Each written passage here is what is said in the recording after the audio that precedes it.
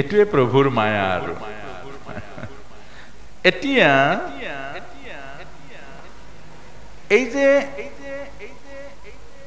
এই 7টা গাঁঠি এই গাঁঠিৰ মাজত যেতিয়া জীৱ সোমাই থাকে তেতিয়াই জীৱ অন্ধকাৰত থাকে অন্ধকাৰটোৱে হ'ল জীৱনৰ দুখৰ কাৰণ আৰু যিদিনা গাঁঠি খুলি যাব সেইদিনা দিব্য জীৱন হৈ পৰে আচ্ছা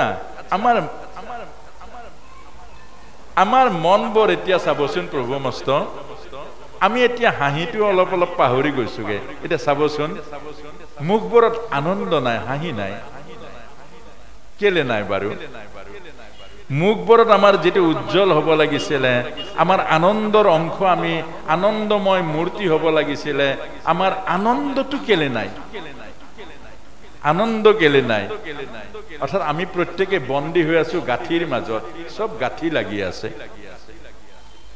গাঁঠি মাৰি বন্দী কৰি থোৱাৰ পাছত এজন মানুহ যেনেকৈ দুখী হয় অন্ধকাৰত আচ্ছন্ন হৈ থাকে আমাৰ জীৱনবোৰো তেনেকুৱা অহংকাৰৰ গাঁঠি অভিমানৰ গাঁঠি লোভৰ গাঁঠি মোহৰ গাঁঠি মই মোৰৰ গাঁঠি আমাৰ আত্মকেন্দ্ৰিকতাৰ গাঁঠি বংশৰ গাঁঠি ধৰ্মৰ গাঁঠি উচ্চৰ গাঁঠি নিচৰ গাঁঠি গোটেই আমাৰ গাঁঠিয়ে গাঁঠি চাবচোন প্ৰভু মস্ত এই গাঁঠিবোৰ এতিয়া নামঘৰলৈ আহিছে এই গাঁঠিবোৰ নামঘৰলৈ আহিছে আমি মোৰ ঘৰ ইয়াত নাহিবি বুলি কৈ আছিলো এতিয়া আমি মোৰ নামঘৰ আকৌ মোৰ নামঘৰ আহিলে নামঘৰ আছিলে গুৰুজনাৰ আমি এই ভাৱনাটো বুকুৰ মাজত ৰাখিব লাগে ইয়া গুৰুজনাৰ নামঘৰ ইয়া মালিক গুৰুজনা ইয়া গুৰুজনাই আমাক দিছে ভকতি সাধিবৰ কাৰণে এই গুৰুজনাই আমাক এই বৈকুণ্ঠ নমাই আনি দিছে বৈকুণ্ঠে আমাক দিছে যেনেকৈ এজন পিতৃৰ কথা পুত্ৰই ভাবে এয়া মোৰ দেউতাই দিছে এয়া দেউতাৰ ঘৰ এই দেউতাই মাটি দিছে দেউতাই মোৰ ঘৰ দিছে দেউতাই মোক মানুহ বনাইছে এই সকলো কৰ্তৃত্ব মোৰ দেউতাৰ তেতিয়াহে আমি কম পুত্ৰৰ মনটো গাঁঠি নাই পুত্ৰৰ মনটো ব্যাপক পুত্ৰজন পিতৃৰ প্ৰতি শ্ৰদ্ধাশীল ভক্তিশীল যদি পুত্ৰজনে কয় মোৰ ঘৰ দেউতা মোৰ লগতহে আছে এইবিলাক সব মোৰ তে পুত্ৰজন আত্মকেন্দ্ৰিকতাৰ মাজত সোমাই যাব আৰু পুত্ৰৰ অহংকাৰ বাঢ়ি যাব এদিন বাপেকৰ নামটো পাহৰি যাব আৰু কব দেউতাক মই পোহপাল দিছো দেউতা মোৰ লগত আছে আৰু দেউতাক মই এমাহ খুৱাইছো মোক মাটিৰ ভাগ এটা লাগিব বেছিকৈ সেইকাৰণে আমাক বুজাইছে যে মনবোৰ গাঁঠি থাকিলে আমি আপোনাক সবে চাব এতিয়া নামঘৰলৈ কোনোবা আহিলো কোন জাতি প্ৰথম সুধি লওঁ কোন জাতি সেই জাতি চাইহে তাত বহিব পাৰিব জাতি চাইহে তাত সোমাব পাৰিব গতিকে এই কথাটোকে বুজাইছে যে মই আৰু মোৰ অহং আৰু মম সেইটোৱে হ'ল ভগৱান কৃষ্ণৰ শিশু লীলাৰ অন্তিম লীলাটো যশোদা মায়ে ৰছীৰে বান্ধিব নোৱাৰিলে কেলে অহংকাৰ অভিমান যেতিয়ালৈকে থাকিব যি মুহূৰ্তলৈকে থাকিব ভকতিয়ে ভগৱানক বান্ধিব নোৱাৰে সেই কাৰণে আমাক এই কথাখিনি কৈছে যে ধুন্ধুকাৰীৰ মাজেৰে আমাক ভাগৱত শুনাইছে অৰ্থাৎ ভাগৱত আমাৰ কেতিয়াবা এনেকুৱা হয় ভাগৱতলৈ যায় ভাগৱত নুশুনে মনটো কেতিয়াবা বহুত বেয়া লাগে ভাগৱতলৈ যায় ভাগৱত নুশুনে তেতিয়াহ'লে ঘৰত থকাটো ভাল আছিলে ভাগৱতলৈ আহি ভাগৱত নুশুনে নামলৈ আহি নাম নাগায় ভকত সেৱালৈ আহিলে ভকতৰ লগত নবহে কোটি জন্মৰ পুণ্যৰ ফলত ভকতৰ লগত বহা ভকতৰ সংগত নবহে প্ৰভুত অৰ্পণ কৰা প্ৰসাদ কোটি কোটি জন্মৰ মাজত 84 লক্ষ জনীৰ অনন্ত কোটি জন্মৰ মাজত মানৱ জন্ম পায় আৰু সেই মানৱ জনৰ মহান মহান পুণ্যাত্মা সকলেহে এই বৈকুণ্ঠত আহি ভকতৰ সংগত নাম বা ভকতৰ সংগ কৰি প্ৰসাদৰ সৌভাগ্য পায় প্ৰসাদ আৰু সেই প্ৰসাদ খাবটো ইয়াত বহি বা সেই প্ৰসাদটোকো আধা খাব আধা পেলাব গতিকে এই কথাখিনিয়ে আমাক বুজাইছে আমি শুনিলেহে পুণ্য পাম আৰু কৰিলে কৃপা পাম প্ৰভুৰ কৰিলে কৃপা পাম যদি নকৰো তেতিয়া কৃপা নাপাম 3 নম্বৰতে ভাগৱত হৈছিলে 300 বছৰ পাছত বৃন্দাবনৰ মাজত জ্ঞান আৰু বৈৰাগ্যক জগাবৰ কাৰণে ভক্তি মাতাৰ অনুৰোধত নাৰদ মুনিয়ে এই 7 দিনীয়া ভাগৱত কৰিছিল সনক সনন্দ সনত কুমাৰৰ আজ্ঞাত অৰ্থাৎ ইয়াৰ উদ্দেশ্য আছিল জ্ঞান আৰু বৈৰাগ্যক জাগৰণ কৰাৰ জ্ঞান আৰু বৈৰাগ্যক বাদ দি ভকতি কৰিলে ভকতিয়ে মুকুতি দিব নোৱাৰে ভক্তি মাতাই কৈছে হে দেৱৰ্ষি ভকতি কৰিছে বা কলি যুগত সবে ভকতি কৰিব কিন্তু জ্ঞান আৰু বৈৰাগ্যক লগত ৰাখি কৰিলেহে ভক্তি মুক্তি দিব জ্ঞান অৰ্থাৎ ভাগৱত কি জানিব লাগিব এই নামঘৰ ভাগ আহিলেই ভক্তি নহব নামঘৰ ভাগ চিনিব লাগিব জানিব লাগিব ভকতি হবলৈ হলে পিতৃ সেৱা কৰিলে নহব পিতৃ কি জানিব লাগিব মাতৃ কি জানিব লাগিব ভকতজনক সেৱা কৰিলে নহব কৈছে সেৱা এটা কৈ দে আপুনি সেৱাটো কৰিলে নহব জানিব লাগিব ভকত কি আৰু জানি বা চিনি যিটো সেৱা হ'ব এটুকে জ্ঞান বুলি কৈছেগে নহলে তো মেকুৰী এটাকো আমি শিকাই দিলে অভ্যাস কৰিলে মেকুৰীও সেৱা কৰি দিব কুকুৰে নকৰে জানো কৰে তে কুকুৰ জানো বৈকুণ্ঠলৈ যাব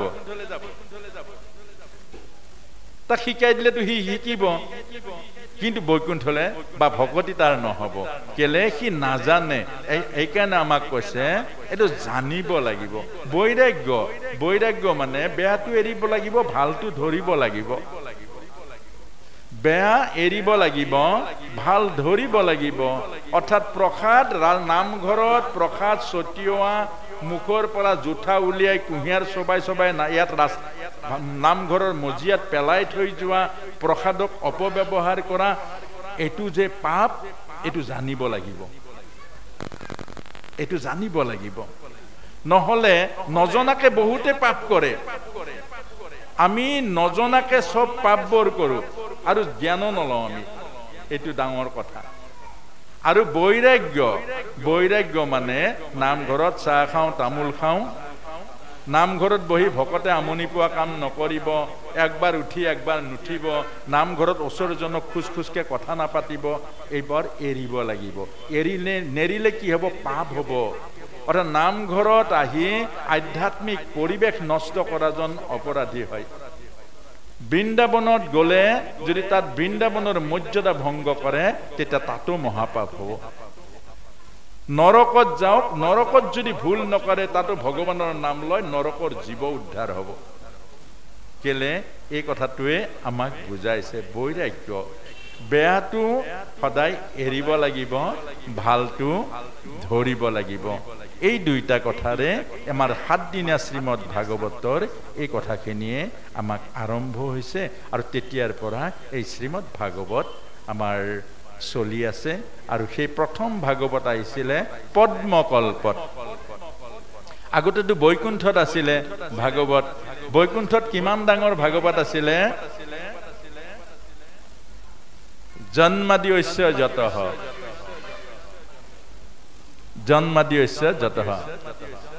অৰ্থাৎ ইমান ডাঙৰ এতিয়া বৈকুণ্ঠত কিমান ডাঙৰ এইখিনি যুৱ চামটোৱে জানিব লাগিব এই কাৰণে এইখিনি প্ৰথম ভাগৱত নাজানিলে আধৰুৱা হয় ভাগৱত এটা যুৱ চামটোৱে দেখিহে কৰিছে কিন্তু তাৰ তত্ত্ব ৰূপে জানিব লাগিব এদিন তেওঁলোকৰ হাততে এই ভাগৱত পৰিব বৈকুণ্ঠত কিমান ডাঙৰ আছিলে ভাগৱত জন্মাদ্যস্য যতঃ এইটোৱে ভাগৱতৰ মূল বীজটো সদায় সৰু হয় তাৰ পাছতে পদ্মকল্পত 4টা শ্লোকত হল 4টা শ্লোকত পদ্মকল্পত হল সেইজন ব্ৰহ্মাই পাইছিলে শ্ৰীমন নাৰায়ণৰ পৰা সেই 4টা শ্লোক আছিলে যে হে ব্ৰহ্মা এই সৃষ্টিৰ আদি মধ্য অন্তত একমাত্ৰ মই আছো মোত ব্যতিৰেকে জগতত একো বস্তু নাই এই জগতখনত একো বস্তু নাই, অকল ভগৱান আছে। অৰ্থাৎ আমি যে নামঘৰত আছো, ভাগৱতৰ প্ৰথম শ্লোকটোৱে কৈছে এই নামঘৰত একো নাই, মাত্ৰ ভগৱান আছে। আপুনিও নাই, ময়ো নাই, এইবিলাক কোনো নাই, মাত্ৰ ভগৱান আছে। এতিয়া প্ৰশ্নটো হ'ল, নাই বুলি কৈছো, কেনেকে নাই আপুনি মই? আপুনিও নাই, ময়ো নাই, ভগৱান আছে, তাৰ মানে কেনেকে নাই? এতিয়া প্ৰশ্নটো হ'ল, কৈছে এনেকে নাই যে এই দেহবোৰ সৃষ্টি হৈছে মায়াৰ পৰা, আৰু আত্মা হ'ল অবিনাশী তত্ত্ব। আত্মা সৃষ্টি হোৱা নাই, আত্মা সৃষ্টি হোৱা নাই। বুজিবলৈ টান, কাৰণ ভাগৱতে টান, ভাগৱত নিগম। আত্মা সৃষ্টি হোৱা নাই, মাত্ৰ শৰীৰবোৰ সৃষ্টি হৈছে। শৰীৰবোৰ বনাইছে, আত্মা বনোৱা নাই, অবিনাশী। সেইকাৰণে কৈছে ন জয়তে মৃয়তে বা কদাচিৎ নায়ম ভূতা ভবিতা বা না ভূয়ঃ আজো নিত্য শাশ্বত পুৰাণ অয়ম ন হন্যতে, হন্য মানে শৰীৰ না। আত্মাৰ জন্ম নাই, আত্মাৰ মৃত্যু নাই, আত্মা হ'ল সনাতন, আত্মা শাশ্বত, অবিনাশী। দেহটো হ'ল বিনাশী। জাতস্যহি ধ্ৰুৱ মৃত্যু, ধ্ৰুৱ জন্ম মৃতস্যা। দেহৰ জন্ম হয়, দেহৰ মৃত্যু হয়। এতিয়া কেনেকৈ আকৌ বুজাইছে টান কথা কাৰণে। এটা মাটিৰ ঘৰ, এই মাটিৰ পাত্ৰ যেনেকৈ আগত নাথাকে, কুমাৰে লগ পাই বনাই দিয়ে। মাটি, পানী, আকাশ, বায়ু আৰু অগ্নি, পঞ্চভূত পঞ্চতত্বৰে কুমাৰে মাত্ৰ এটা আকৃতি কৰি বনাই দিয়ে, আৰু বনাই দিয়াৰ লগতে আকৃতিটো হয়, আৰু নাম এটা দি দিয়ে, নামটো হ'ল কলহ। বনোৱাৰ আগতে কলহটো আছিলে জানো? বনোৱাৰ পাছত, ভঙাৰ পাছত কলহ থাকিব জানো? এইটোকে কৈছে মায়া।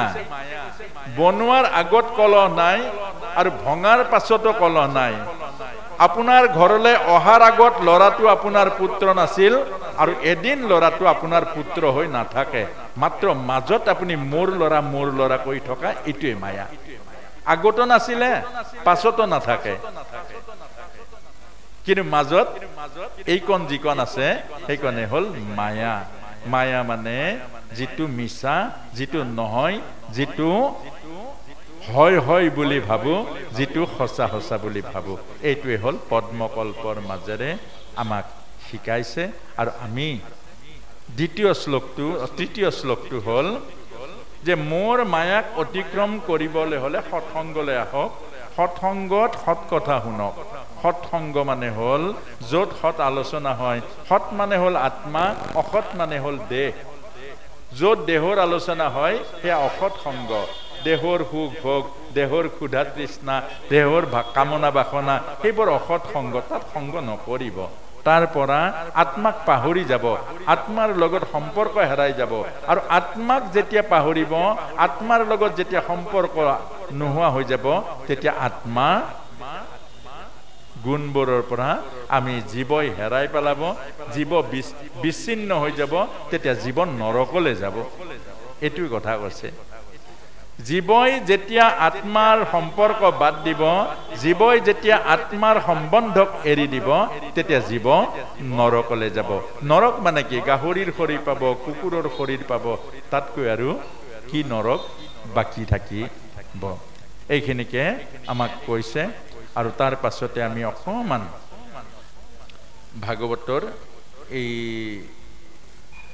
শ্ৰীমদ ভাগৱতৰ প্ৰথম স্কন্ধ আৰু দ্বিতীয় স্কন্ধ, অধিকাৰ বিচাৰ। প্ৰথম স্কন্ধত আছে কি? অধিকাৰ বিচাৰ। অৰ্থাৎ ভাগৱতৰ ভক্তি, ভাগৱতৰ জ্ঞান সকলোৱে নাপায়, অধিকাৰী হ'ব লাগিব। যেনেকৈ চাকৰি এটা সকলোৱে নাপায়, আগতে অধিকাৰী হ'ব লাগিব, তেতিয়া চাকৰিটো পাব। সন্মান সকলোৱে নাপায়, সন্মানৰ অধিকাৰী হ'ব লাগিব। মান সকলে পাব জানো? মানৰ অধিকাৰী হ'ব লাগিব। আপোনাক মোক এই কথাটোকে কৈছে, আপুনি মই নিজক অধিকাৰী কৰি ল'লে আপুনি মই ভগৱানৰ ৰাজ্যত আমাৰ মৰম চেনেহ ভাল পোৱা চব যিমান আছে, সুখ ভোগ, এইবোৰ আমি নিশ্চয় পাম। কিন্তু আমি নিজক অধিকাৰী কৰি তুলিব লাগিব যেনেকৈ মাধৱ পুৰুষে অধিকাৰী কৰি তুলিলে যেতিয়াই গুৰুজনক যিদিনাই বুজিলে যিদিনাই শুনিলে যিদিনাই দেখিলে সব এৰিলে গুৰুজনক ধৰি ললে লগে লগে অধিকাৰী হৈ গল টাইম কিমান লাগিলে বাৰু সময় কিমান লাগিলে যিদিনাই বুজিলে জুয়ে পুৰে আঙুলিটো তাত ভৰাই নিদিলে হৈ গল ইমান কোন যিদিনাই কলে আমাক যে দেহ হল নৰকৰ দুৱাৰ আত্মা হল প্ৰেমৰ ৰাজ্য তে আজিৰ পৰা দেহৰ সেৱা নকৰো নৰকলে না যাও আত্মাৰ সেৱা কৰিম পৰমাত্মাক পাম কুজিয়ে ভগৱান কৃষ্ণক এবাৰে দেখিলে আগত দেখিছিলে জানো আগত কাহানী সদায় আমি পঢ়ি আছো কুজিৰ বাঞ্ছা পূৰণ শ্ৰীমন্ত শংকৰ গুৰুজনাই আমাক কীৰ্তনত আনি দিলে কুজি কাহানিও দেখা নাই ঈশ্বৰক মাত্ৰ এবাৰে দেখিলে এবাৰ দেখাৰ পাছত কংস এৰিলে কৃষ্ণক ধৰিলে মুকুটি পাই গল দিব্য সুন্দৰী হৈ গল প্ৰভু ভগৱন্ত কুজিৰ ঘৰলৈ গৈ সমস্ত বাঞ্ছা পূৰণ কৰিলে কিমান সময় লাগিলে আমি সদায় ভাগৱতৰ কথা শুনি থাকিম ভাগৱতৰ আচৰণবোৰ নকৰিম এটো দেৰি লাগিব আমি সদায় গীতা শুনি থাকিম গীতাৰ কথা পালন নকৰো তেতিয়া দেৰি লাগিব কোটি কোটি জন্মও দেৰি লাগিব কিন্তু যদি আজি শুনিলো আজি পালিলো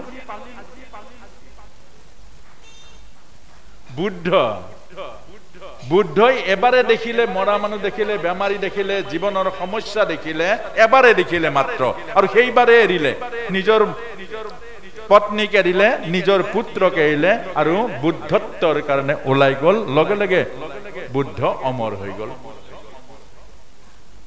অৰ্থাৎ আমাক এই কথাটো কৈছে বিবেকক জাগ্ৰত কৰক বুদ্ধিক জাগ্ৰত কৰক আমাৰ মগজুক সকলো প্ৰভুৱে দিছে এবাৰ মাত্ৰ বুজক আৰু বুজাৰ লগে শতাংগই মাত্ৰ দুই দণ্ডত গতি পালে দুই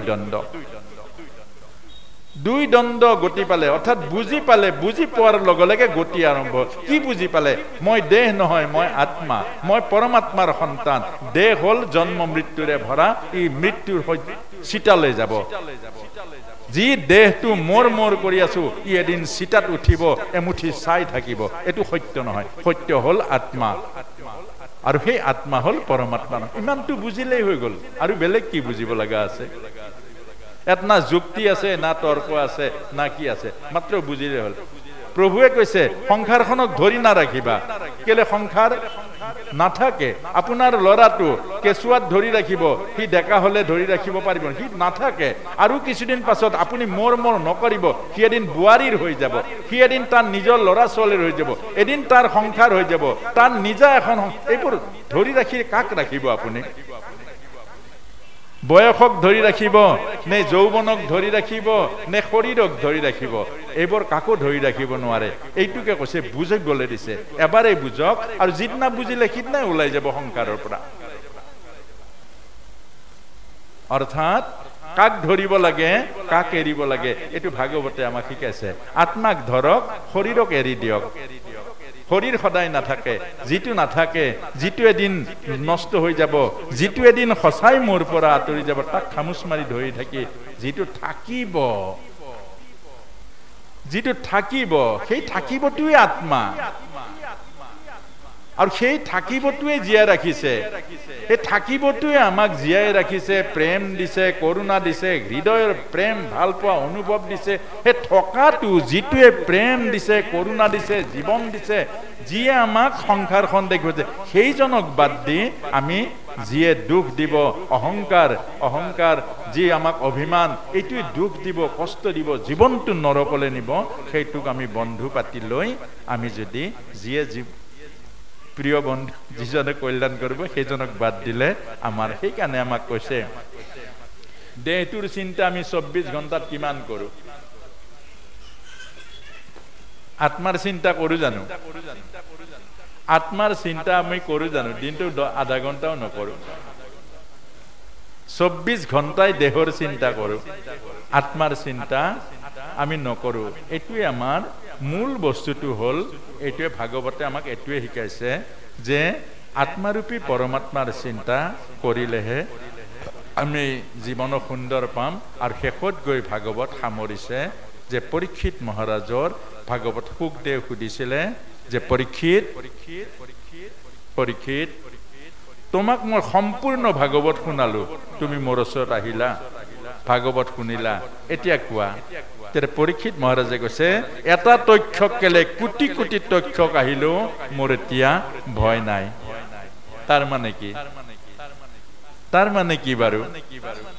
তাৰ মানে হ'ল আগত মই দেহত আছিলো, দেহৰ ভয়ত মই আতুৰ হৈ আছিলো, দেহৰ ভয়ত মানে মৃত্যু ভয়ত, আৰু এতিয়া মই আত্মালৈ প্ৰৱেশ কৰিলো, মই আত্মা ৰাজ্যত প্ৰৱেশ কৰিলো, মই আত্মাক চিনি পালো, আত্মাক বুজি পালো, আৰু ময়ে যে আত্মা, আৰু সেই কথা অনুভৱ কৰিলো এই ভাগৱতৰ কৃপাত। গতিকে আত্মা নমৰে, আত্মা অবিনাশী, আৰু সেইকাৰণে আমাক ভাগৱত এইকাৰণে পাতিব লাগে। উদ্দেশ্যটো হ'ল সেইটো।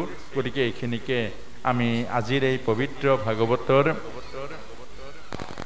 প্ৰথম দিৱসৰ এই শুভ ক্ষণত আমাক এই ভাগ দায়িত্ব দিছিলে। আৰু আমি এটাই কথা যেতিয়াই খবৰটো পাইছিলোঁ বহুত আনন্দ হৈছিলে। এইকাৰণে বুকুৰ মাজত যে এই অঞ্চলটিলৈ আগতে বহুত বছৰ 25 বছৰমান আগতে আহিছিলোঁ।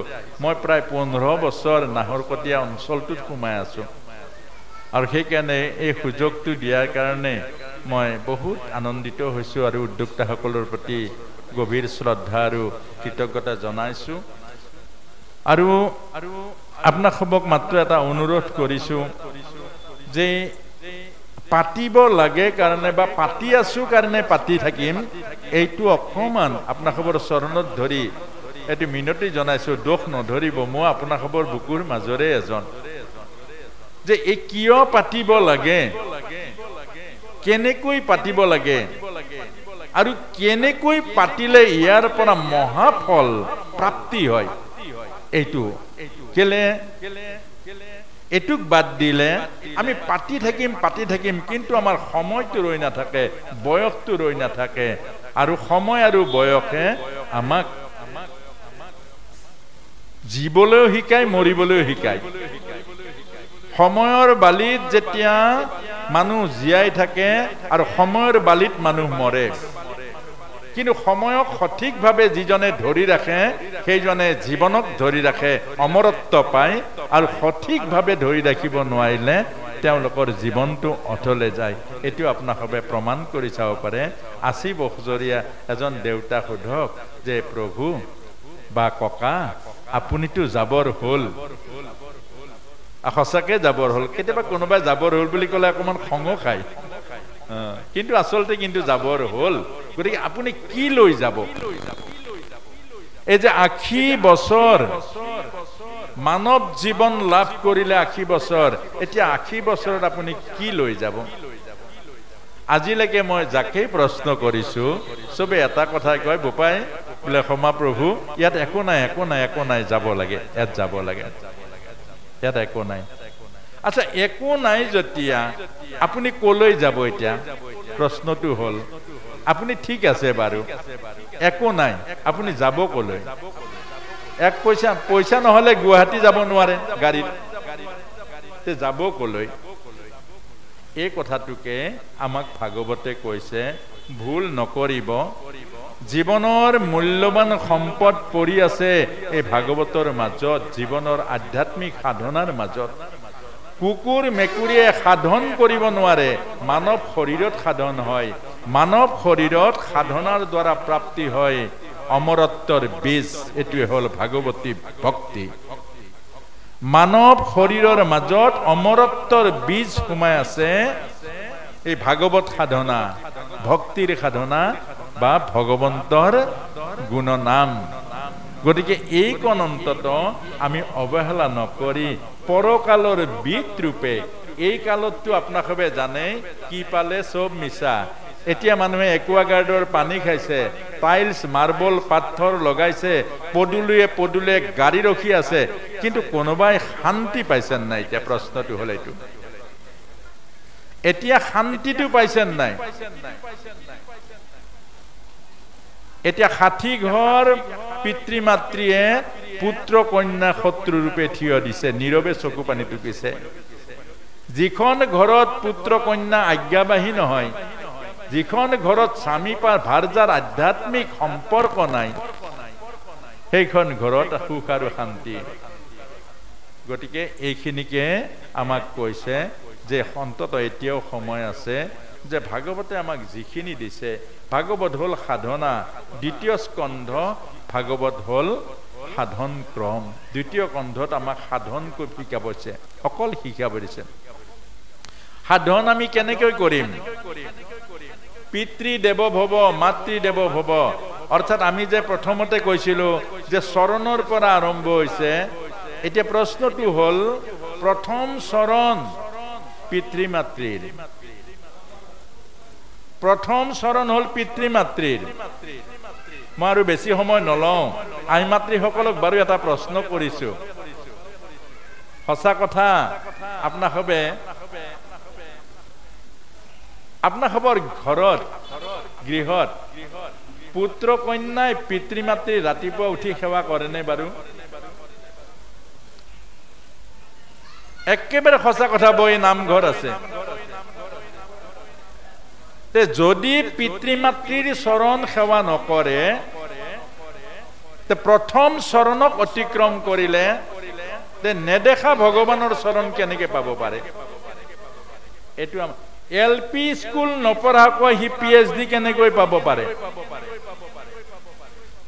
LP স্কুলত শিকাই প্ৰথম ক খ, আৰু আমাৰ গৃহস্থীৰ মাজত প্ৰথম শিকাই পিতৃ দেৱ ভৱ, মাতৃ দেৱ ভৱ।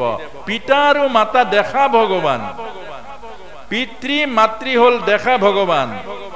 মাতৃয়ে 10 মাহ 10 দিন গৰ্ভত ৰাখে, মাতৃয়ে 10 মাহ 10 দিন জীৱনৰ সৰ্বস্ব ত্যাগ কৰে। মাতৃয়ে জীৱনৰ সৰ্বস্ব ত্যাগ কৰি যে সন্তানক ডাঙৰ দীঘল কৰে, 20টা মূত্ৰ ধুৱাই যে কিমান বাৰ প্ৰস্ৰাৱৰ ওপৰত শুই থাকে, কিমান ৰাতি, সেইজনী মাতৃক যদি ত্যাগবোৰ নেদেখে, সেইজনী মাতৃৰ মৰম নেদেখে, সেইজনী মাতৃৰ বুকুৰ ভাৱনাবোৰ নেদেখে, সেইজন পুত্ৰই ভগৱানক কেনে দেখিব? দেখা চকুৰ আগত জিলিকি থকা সেই মাতৃৰ ত্যাগ, সেই মাতৃৰ দয়া, সেই মাতৃৰ কৰোণা, যে গভীৰ টোপনিৰ মাজতো চেনেহ নাপাহৰে এগৰাকী মাতৃয়ে। কেতিয়াও কিলাকুটিৰ হেঁচাত এটা সন্তান মৰা আজিলৈকে নাই শুনা। সেইজনী মাকক যিটো সন্তানে দেখা নাপায়, সেইজনী মাকক যিজনে শ্ৰদ্ধা নকৰে, সেইজন পুত্ৰই কোটি ভাগৱত পঢ়িলেও, কোটিটা নামঘৰত গৈ আঁঠুৰ ছাল বাকলি খেদালেও ভাগৱতে কৈছে ঈশ্বৰৰ কৃপা কেতিয়াও নাপাব। যিজন পিতৃয়ে জীৱনৰ সৰ্বস্ব ত্যাগ কৰি পুত্ৰৰ কাৰণে ত্যাগ কৰে, সৰ্বস্ব এক পইচা সঞ্চয় কৰি পুত্ৰৰ জীৱন বিকাশৰ কাৰণে, সেইজন পিতৃৰ আজ্ঞা পালন নকৰা পুত্ৰজনক ঈশ্বৰে কেতিয়াও কৃপা নকৰে। এইকাৰণে আজি আপোনাসৱক আই মাতৃসকলক এটা মাত্ৰ, আপোনাসৱৰো আমি আপোনাসৱৰো পুত্ৰ, আমাকো আপোনাসৱৰ নিচিনা মায়ে জন্ম দিছে।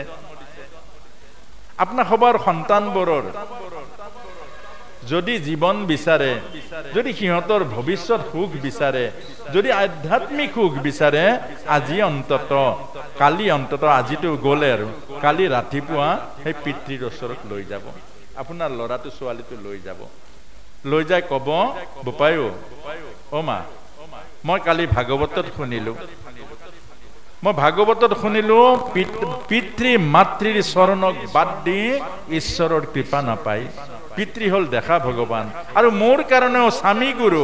ভাগৱতে কৈছে স্বামী গুৰুক বাদ দি, স্বামী গুৰুক অতিক্ৰম কৰি ঈশ্বৰ গুৰু হ'ব নোৱাৰে।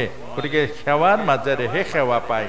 গতিকে আপুনি নিজেও সেৱা কৰক, এইজন মোৰ স্বামী গুৰু, আৰু তই বোপাই সেৱা কৰ পিতৃগুৰু। আজিৰ পৰা আৰম্ভ, কালি শুনিলোৱে নহয়, আজিৰ পৰা আৰম্ভ। আৰু ঠিক পিতৃও অন্তত ল'ৰা ছোৱালীক দাঙি বোপাই এয়া মাৰ চৰণত গংগা আছে, অনন্ত কোটি জন্মৰ সমস্ত পাপ ধুই দিব তোৰ মাৰ চৰণত, তোৰ মাকো সেৱা কৰ। অহা কালিৰ পৰা আৰম্ভ কৰ। সেই সেৱা ৰখৰ কাৰণে মাধৱ পুৰুষে জীৱনৰ সৰ্বস্ব ত্যাগ কৰিছে। জোৰণৰ কইনাজনীকো বাদ দিলে। দিহিঙৰ ৰজাই এক নাও ধনখন দিয়াৰ পাছতো কৈছে যে ধনখন দি মোক অধগতি নিনিব, ডিঙি কাটক, মোৰ কাৰণে কল্যাণ হ'ব। সেই সেৱা ৰসে হ'ল ভাগৱতৰ ৰস, আৰু সেই ভাগৱতৰ ৰস পাই মাধৱ পুৰুষে সেই সেৱা ৰসৰ মাজেৰে জনম জনম জন্ম মৃত্যুৰ পৰা দুখৰ পৰা পৰিত্ৰাণ হ'ল। আৰু সেই পুণ্যক্ষেত্ৰ মাধৱ পুৰুষৰ এই পদৰঞ্জিত স্থানৰ আপোনালোক বহু বহু ভাগ্যৱান। গতিকে কালিৰ পৰা অন্তত এই কামটো কৰক বুলি মই আশা ৰাখিছোঁ। আৰু ভাগৱতৰ এই যিটো সেৱা, প্ৰথম চৰণ সেৱা, এই প্ৰথম চৰণ সেৱা আপোনালোকৰ গৃহৰ মাজেৰে আৰম্ভ কৰক। আৰু তাৰ পাছতে ল'ৰা ছোৱালীক আৰু ক'ব নালাগে, ভকত এজন যোৱাৰ পাছত নিজেই সেৱা কৰিব। গতিকে এইখিনিকে কৈ আমি মাত্ৰ অকণমান কাহিনী এটা, এইটো গুজৰাটৰ তাত এটা ভগৱানৰ মন্দিৰ আছে, বিঠাল ভগৱানৰ। আৰু ল'ৰা এটা আছে, নাম হ'ল পুণ্ডলিক। সেই পুণ্ডলিকে পিতৃ আৰু মাতৃ বৃদ্ধ, অত্যন্ত দৰিদ্ৰ, আৰু পিতৃ মাতৃক ভগৱান ৰূপে পূজা কৰে, খুৱাই গা ধুৱাই তেওঁলোকৰ পৰিচৰ্যা কৰে। অকল পিতৃ মাতৃক, কাহানিও নামঘৰ মন্দিৰ তীৰ্থ ক'তো যোৱাবই নোৱাৰে বৃদ্ধ পিতৃ মাতৃ। আৰু এদিন বিঠাল ভগৱান দুৱাৰ মুখলৈ গ'ল। বিঠাল ভগৱান দুৱাৰ মুখলৈ গ'ল, যাই ভিতৰৰ পৰা মাত দিছে, পুণ্ডলিক। পুণ্ডলিকে ক'লে, ভিতৰত আছিলে, যে মই ভগৱানৰ সেৱা কৰি আছো, কোন আহিছে খন্তেক অপেক্ষা কৰক। ভগা ইটা এটা আছিলে, দলি মাৰি দিলে বাহিৰলে। ইয়াতে খন্তেক, মানে পীৰা এখন নাই, আকৌ কিমান দৰিদ্ৰ। এক টাইম খুজি মাগি আনে, তাৰ পাছত সেইকণকে খায়। তাৰ পাছতে পিতৃ মাতৃৰ যেতিয়া খোৱা লোৱা হ'ল, মুখ হাত মুচি দিলে, তাৰ পাছতে বাহিৰলৈ ওলাই আহিলে। আহি দেখিলে আৰু বোলে, প্ৰভু মই আহিলো। বোলে কেলে আহিলে? বোলে তোৰ ইমান দৰিদ্ৰতা, তোৰ ইমান কষ্ট, তই অন্তত এপাক তোৰ যাব পাৰ মোৰ মন্দিৰলৈ। বিভিন্ন প্ৰান্তৰ ভক্তসকল আহে, মোক খোজে, মই চবকে দিওঁ। বোলে প্ৰভু মোৰ প্ৰয়োজন হোৱা নাই। ইমান দৰিদ্ৰতা, ইমান কষ্ট, ইমান দৰিদ্ৰতা আৰু কষ্টৰ মাজত প্ৰয়োজন হোৱা নাই। বোলে মই ভগৱানৰ সেৱা পাইছো। ভগৱানৰ সেৱাতকৈ আৰু কিবা ডাঙৰ মূল্যৱান সম্পদ আছে বুলি মই নাজানো। মই ভগৱানৰ সেৱা পাইছো, এই সেৱাতকৈ আৰু কিবা যে ডাঙৰ সম্পদ আছে সেইটো মই নাজানো। পুণ্ডলিক এইটোৱে কৈছে মাধৱ পুৰুষে। শংকৰ গুৰুৰ নিচিনা সৎগুৰু পোৱাৰ পাছত আৰু কোটি কোটি ঘূৰিলেও এই সুযোগ নাপাম। এই কথাটোকে, সেইকাৰণে জোৰণৰ কইনা নহয়, কোটি কোটি জীৱনৰ সুখ সম্পদ চব ত্যাগ কৰিছে। এই যে পুণ্ডলিকে এই কথাটো কৈছে, নহয় পুণ্ডলিক কিবা এটা ল। বোলে নালাগে প্ৰভু, মোক একো নালাগে, মোক একো নালাগে। নহয়, মই যে আহিছো, তই কিবা এটা ল আকৌ, মই আহিছো যে। কিমান জোৰ কৰিছে। তাৰ পাছত কৈছে, ঠিক আছে, দিব যদি খুজিছে তেতিয়াহ'লে দিয়ক। এই ভগা ইটা চপৰাত আপুনি যেনেকৈ থিয় হৈ আছে, যুগ যুগ তেনেকৈ থিয় হৈ থাকক। সমগ্ৰ পৃথিৱীৰ পুত্ৰ আৰু কন্যাসকলে দেখক পিতৃ ভক্তিয়ে ভগৱানক কেনেকৈ দুৱাৰ দলিলৈকে লৈ আনে। আজিও গুজৰাটৰ সেই বিঠাল ভগৱান থিয় হৈ আছে ভগা ইটা চপাৰৰ মাজত। এইটোকে আমাক শিকাইছে। অৰ্থাৎ প্ৰথম পিতৃ মাতৃৰ চৰণ সেৱাক বাদ দি কোনো ভকতি নহয়। এই কথাটোৱে ভাগৱতত প্ৰথম শিক্ষা দিছে। যে প্ৰথমটো যদি নাথাকে, জীৱনৰ ভেটি যদি নাথাকে, জীৱনৰ ফাউণ্ডেশ্যন যদি নাথাকে, জীৱনৰ যদি শ্ৰদ্ধা নাথাকে, জীৱনৰ যদি পবিত্ৰ ভাৱনা নাথাকে, সেইজন কোটি কোটি ভাগৱত পঢ়ক, ভাগৱত মুখস্থ কৰক, ভাগৱতৰ শ্লোক অনৰ্গল পাঠ কৰক, কিন্তু জীৱনৰ ভাগৱতৰ মাজত থকা যিটো দিব্য ভাৱনা, দিব্য ভক্তি, ই কেতিয়াও হৃদয়ত অনুভৱ কৰিব নোৱাৰিব। গতিকে এইখিনিকে কৈ আপোনাৰ সব এনেও বহুত ওপৰত আছে। এই মাধৱপুৰ ঘৰ অৰ্থাৎ এখন এখন ক্ষেত্ৰৰ বাসিন্দাৰ হ'বলৈ বহুত ভাগ্য লাগে। উদ্ধৱ পিতাই সেই আচৰিত হৈ গৈছিলে যে ব্ৰজধামৰ এই গোৱালসকল গোপিনীসকল ইয়াত ভগৱান কৃষ্ণ নিত্য কেনেকৈ থাকে, কেলে থাকে, ইয়াত কি আছে, কি আছেতো লীলাৰ মাজে পৰীক্ষা কৰি আমাক উলিয়াই দিছে। কি আছে? তে নন্দ পিতাক গৈ সুধিছিলে, বাবা নন্দ আপ সারা দিন क्या करते हो? বাবা নন্দ সারা দিন क्या करते हो? গোটেই দিনটো আপুনি কি কৰি থাকে? তেতিয়া নন্দৰাজে কৈছে, উদ্ধৱজী मैं कृष्ण का काम करता हूं, मैं कृष्णर काम करूं, कृष्ण का प्रसाद लेता हूं, कृष्णर प्रसाद खाऊं और कृष्ण भावना में रहता हूं और कुछ नहीं है। कृष्णर काम करे, कृष्णर प्रसाद खाय और कृष्ण भावनात থাকে। ते गोवाल সকলৰ ওচৰত গৈছিলে যে কৈছে, भाई आप लोग सारा दिन क्या करते हो? बोले कृष्ण का काम करता हूँ, कृष्ण का प्रसाद लेता हूँ और कृष्ण भावना में रहता हूँ। और दूसरा कहाँ है उद्धव जी? कृष्ण रूप लीला गुण किमान আছে সেইবোৰ বৰ্ণনা।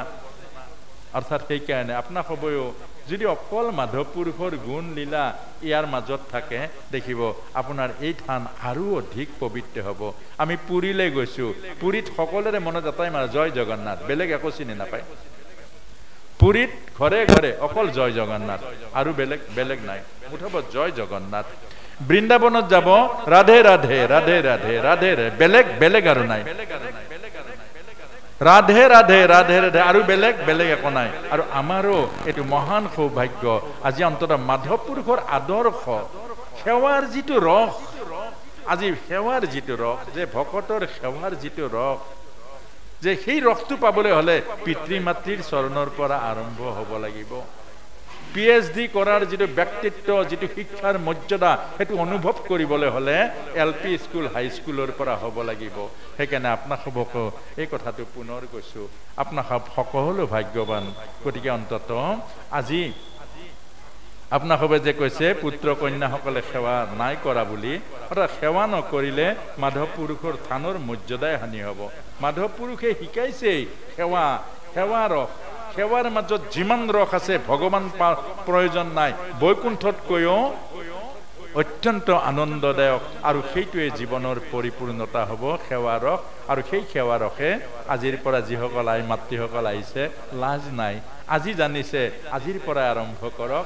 আজি গৈ অন্তত যে এই কথাখিনি ঘৰত আলোচনা কৰক, যে ভাগৱতৰ এই কথাখিনি আমি শুনি আহিলো, গতিকে অহা কালিৰ পৰা আমাৰ ঘৰত সেৱা প্ৰাধান হ'ব, সেৱা প্ৰাধান্যতা লাভ কৰিব। আৰু অহা কালিৰ পৰা সেৱা ভাৱনাৰে প্ৰথম আমাৰ ঘৰ আৰম্ভ হ'ব। আৰু পুত্ৰ কন্যাই সেৱা কৰিব লাগিব। আই মাতৃসকলে সেৱা কৰিব স্বামী সেৱা, আৰু পুত্ৰ কন্যাই সেৱা কৰিব পিতৃ মাতৃৰ সেৱা। আৰু সেই সেৱাই এদিন ভকতৰে সেৱা, নামৰ সেৱা, গুৰুৰ সেৱা আৰু ভাগৱতৰে সেৱা ৰূপে বিৰাজ কৰিব। আৰু এইখিনিকে আশা ৰাখি সমূহ ইয়াত পুণ্যাত্মা ভকত বৈষ্ণৱ মাধৱ পুৰুষৰ যি দিব্য ভাৱনাযুক্ত আপোনাৰ হ'বৰ হৃদয়, আৰু সেই হৃদয়ত থকা পৰম পবিত্ৰ ভগৱন্তৰ চৰণত আমি আপোনাক হ'ব সেৱা যাচিছোঁ। আৰু লগতে আজিৰ এই পৰম পবিত্ৰ অনুষ্ঠান ভাগত আপোনাক হ'বক আত্মিকভাৱে দৰ্শন কৰাৰ সুযোগ দিয়াৰ কাৰণে উদ্যোক্তাসকলেও আমাৰ হৃদয়ৰ পবিত্ৰ সেৱা যাচিছোঁ আৰু শ্ৰদ্ধা যাচিছোঁ।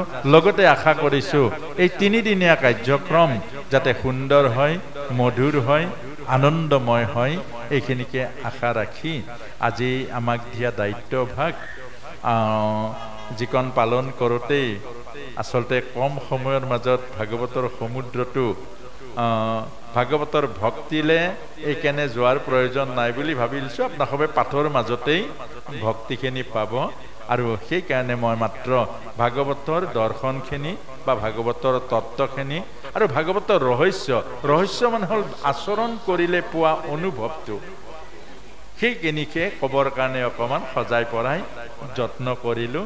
আৰু সেইকাৰণে গীতা হ'ল থিয়ৰী, ভাগৱত হ'ল প্ৰেক্টিকেল। গীতাত ভগৱানে জ্ঞান দিছে, ভাগৱতত আচৰণ দিছে। গতিকে গীতাৰ জ্ঞান, ভাগৱতৰ আচৰণ, এই দুইখনে হ'ল নিগম শাস্ত্ৰ। নিগম মানে হ'ল ভগৱানক পোৱা শাস্ত্ৰ, ভগৱানৰ ওচৰলৈ যোৱা শাস্ত্ৰ।